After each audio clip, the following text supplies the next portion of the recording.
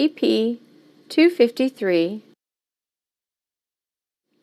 ITP-253, Task 7, Assignment Number 2, High School Veterans Day Speech.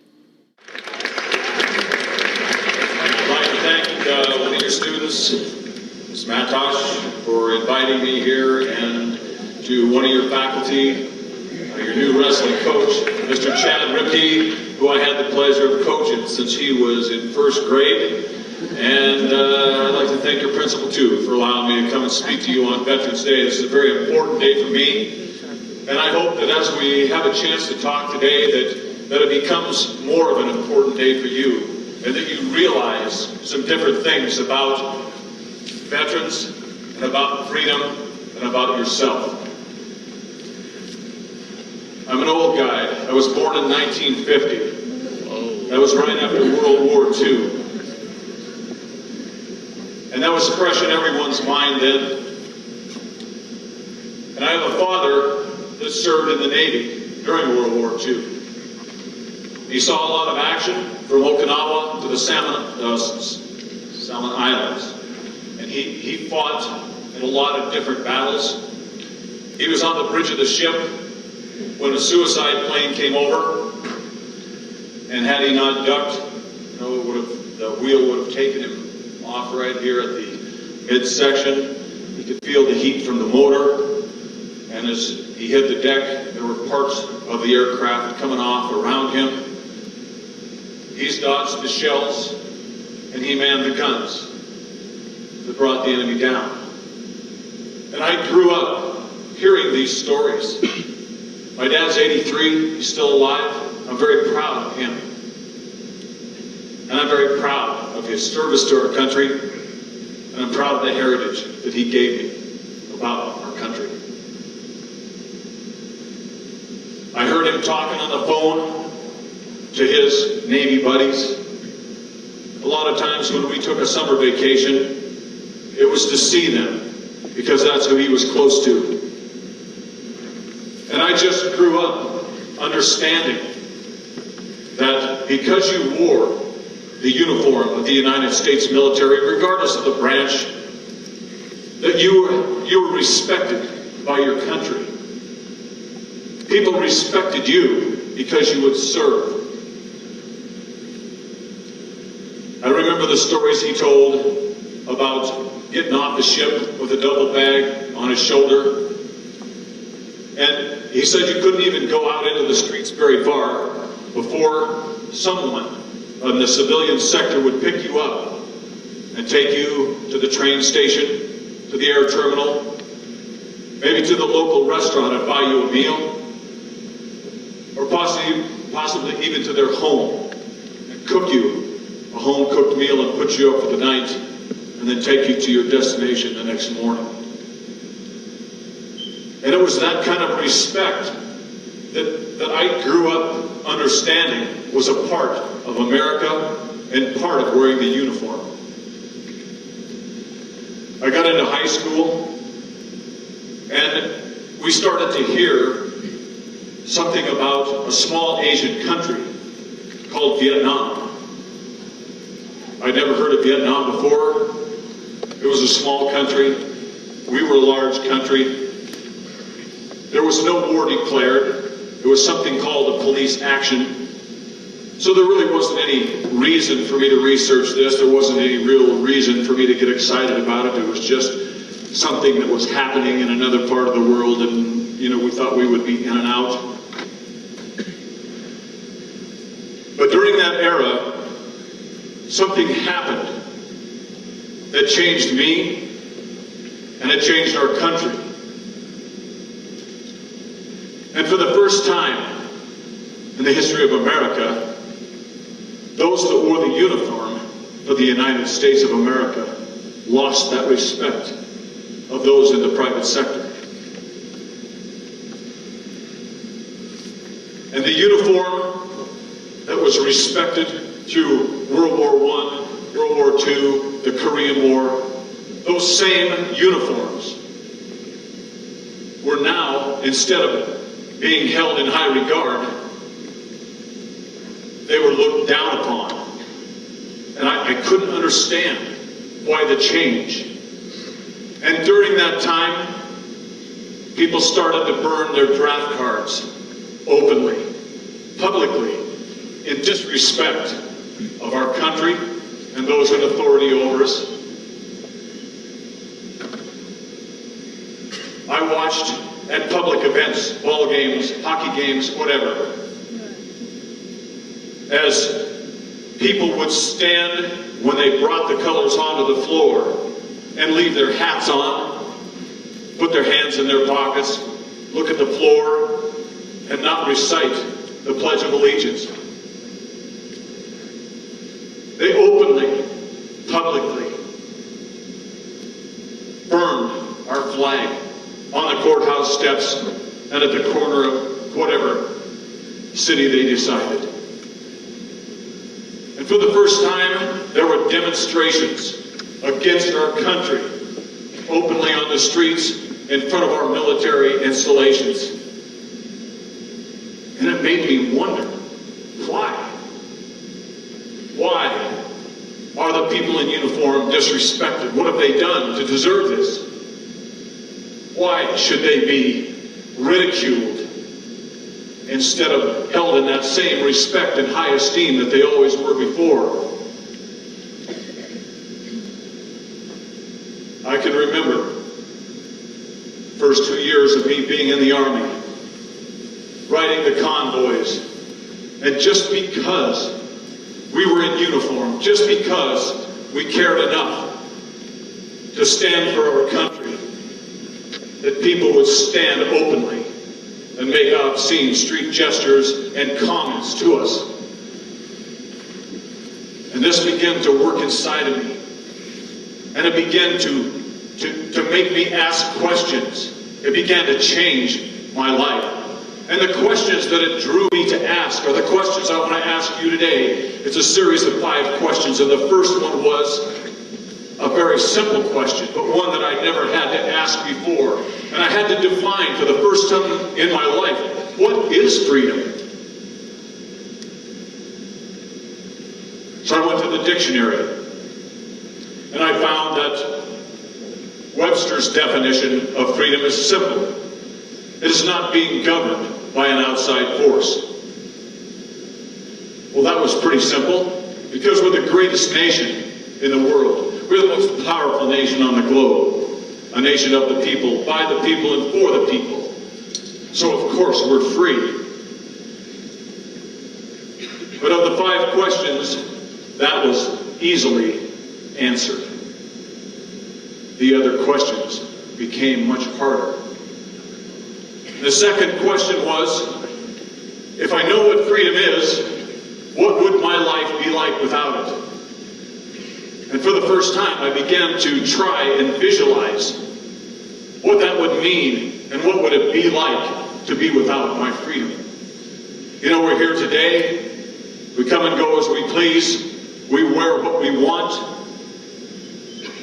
Your parents, and you as well, say what you want about our government, about our president, our governor, and you don't give a second thought about any kind of retribution that might come from that. Well, it hasn't been too many years ago that we were in a Cold War with Russia, and we heard the stories that came out of Russia of those people that did not have freedom. And they were told where to be and when, what to wear and not, what they could and could not say, and to whom they could and could not say it. And we cannot imagine that. And I dare say there's probably not one of you here that has ever thought about what that would be like to experience what those people experienced because they did not have freedom, as the KGB, the elite force, came into their houses in the middle of the night, unannounced, uninvited, and would grab an uncle, a grandfather, a son, and drag him from that home down the stairs and never to be heard from again. We are blessed because we are free. We are blessed because we do not have to think about those kind of things. But ladies and gentlemen, that freedom does not come for free.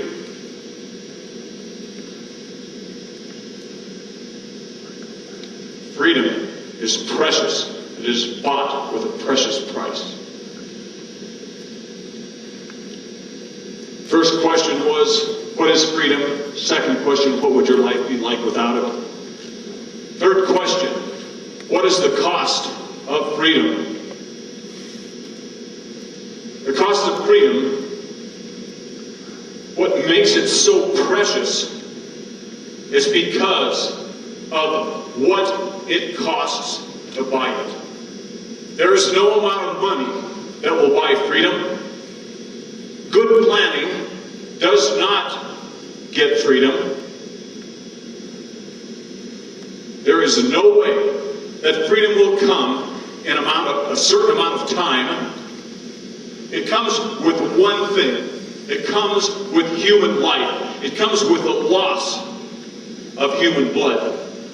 And our media tells us, all they tell us about Iraq is how many bodies we've lost. But ladies and gentlemen, what would happen if no one went? What would happen if they attack our country and they kill 3,000 of our people and no one retaliated? What would happen if no one stood up and said, no, we will not accept this? It's great for the media to say you are wrong, but what if no one did it? It paints a very, very different picture of what flag might be flying over our country today because of World War I and World War II. But because there are people that are willing to put their lives on the line for your freedom and mine and give the ultimate price. That's why we have freedom today. That's why we can be here. That is the cost of freedom. So the fourth question I ask you is, who pays that price? If freedom is so costly and can only be purchased with human blood, who pays it? Today we are here to remember the veterans.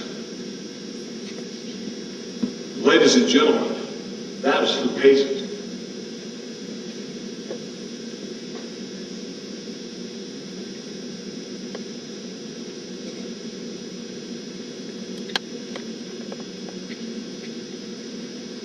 I would challenge each one of you, in remembrance of Veterans Day, that you take the time and you seek out someone that wears the uniform today or someone that has worn the uniform in the past, and you shake their hand. Give them a hug. And maybe they'll tell you the story of a loss of a brother or a son or an uncle. That was part of the purchase for your freedom and mine. There's a book entitled Return to Freedom that was written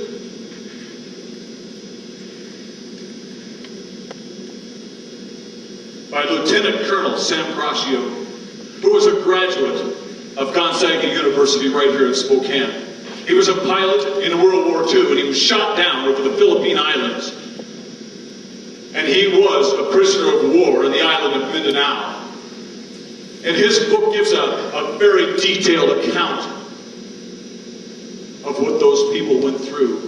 I grew up hearing what the prisoners of war went through. You know, we hear the stories of what happened in Abu Ghraib. And no one is happy about that, but ladies and gentlemen, that was nothing compared to what's happened in the past to our soldiers, to the best of our forces.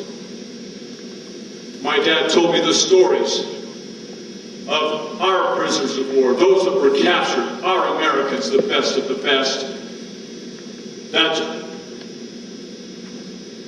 the enemy would sharpen bamboo wedges and drive it between the nails and the flesh of their fingers. They would strap them by their thumbs from wires so their toes could barely touch the floor and leave them there for hours. They would sharpen a piece of bamboo and bury it in the ground and strap one of our people over it. And over a short period of time, the bamboo would grow through them. You say, hey man, don't be grossing me out. This is hard. Yes, it is. How could I possibly tell you about the price of freedom? How can I tell you what it costs if I don't tell you the truth about who paid it and what they paid? I will not water down the price of freedom, because that's what makes you understand why it's so valuable to you and to me. Colonel Sam Gracio told a story of the Bataan Death March, and if you have not heard of that, you need to go to the history books and find out the thousands of American prisoners of war that marched across the Philippines in plus 100-degree heat. They were malnutritioned, emaciated, they were dehydrated, they were abused, and yet they were our best.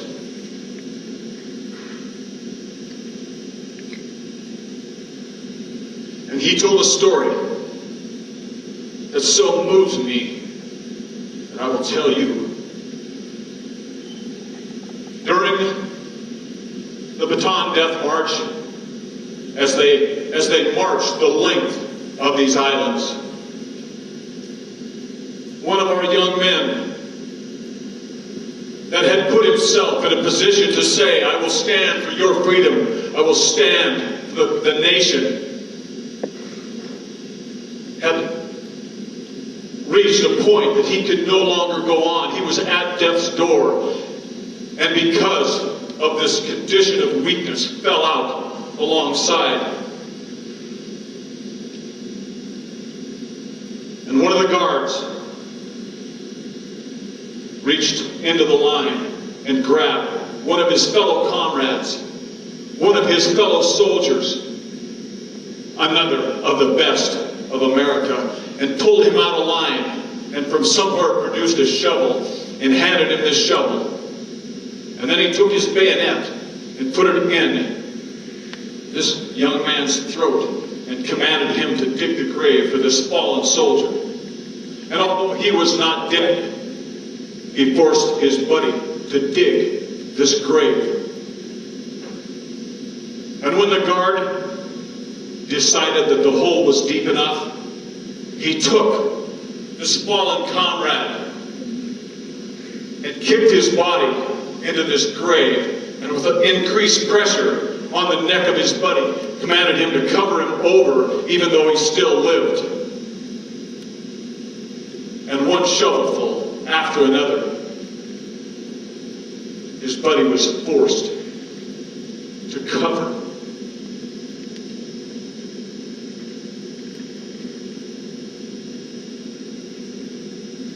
his fellow soldier, his comrade. But the fight for life is the most strong thing that we have.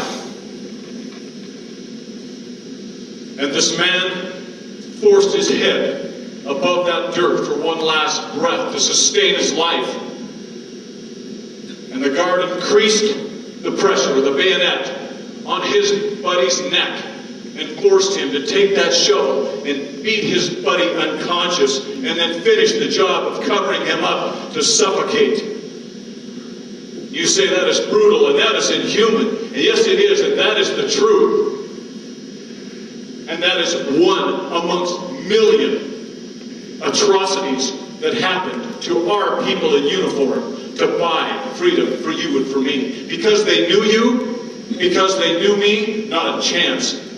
Because they were going to get to enjoy the freedom that they died for? No. Why? Because freedom was precious to them, and they understood how important it was to pass on that freedom to you and to our nation. And they were willing to do that. What is freedom? would your life be like without it? What is the cost of freedom? Who pays for it? And the final question, and the most important of all, is what have you done to deserve that? And I ask the same of myself. And I have to say, precious little. I have not done anything in my life that I deserve that someone should have a wedge of bamboo shoved between the nail and the flesh of their fingers. Nor have I done anything to deserve that someone should be buried alive so that I can have freedom. Have you?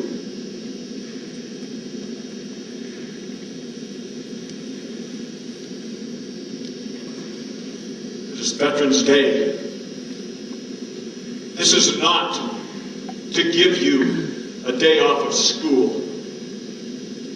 This is a day that each one of you, as it comes around on an annual basis, should be thinking about what would happen in your life and where would you be if there were no veterans.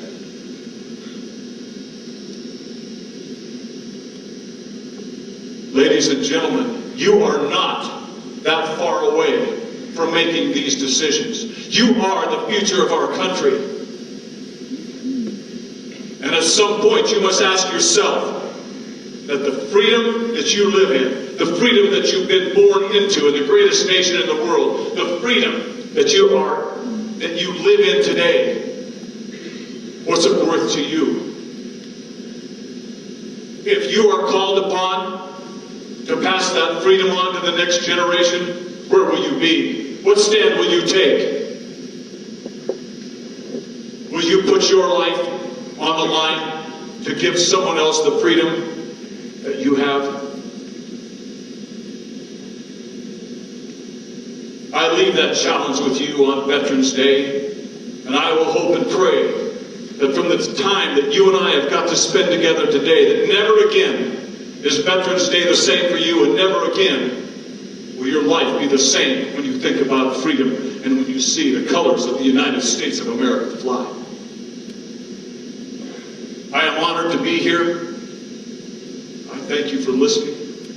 And to each one of you, I say God bless you and God bless America. Thank you.